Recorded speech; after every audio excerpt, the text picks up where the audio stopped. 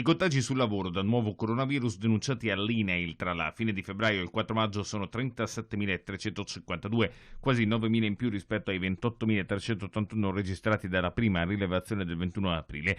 I decessi segnalati all'istituto nello stesso periodo sono 129, 31 in più rispetto al monitoraggio precedente.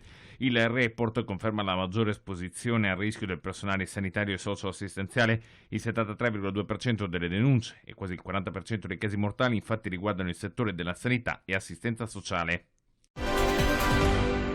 Crescono le domande inviate dalle banche al fondo di garanzia per conto dei clienti nell'ambito delle misure di sostegno per l'emergenza coronavirus. Secondo quanto riferisce l'Associazione Bancaria Italiana, al 7 maggio le domande arrivate al fondo sono 116.000, mentre quelle fino a 25.000 euro sono diventate 93.000. In 4 giorni, dal 4 al 7 maggio, le banche hanno inviato 44.000 domande al fondo di garanzia, di cui 41.000 fino ai 25.000 euro.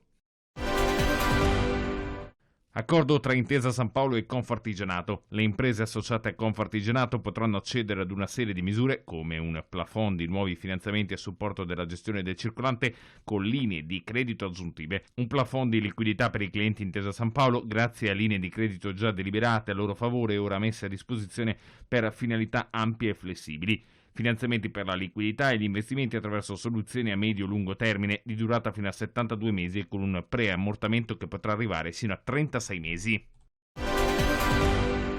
La cassa integrazione ordinaria e quella in deroga, l'assegno ordinario e la CIGO, la cassa integrazione speciale operai agricoli, saranno pagate con un bonifico negli uffici delle poste italiane nel caso in cui l'IBAN, comunicato con la domanda, non sia esatto. È quanto deciso dall'INPS per velocizzare i pagamenti nei casi in cui si verifichino errori formali sulle coordinate bancarie o sul codice fiscale.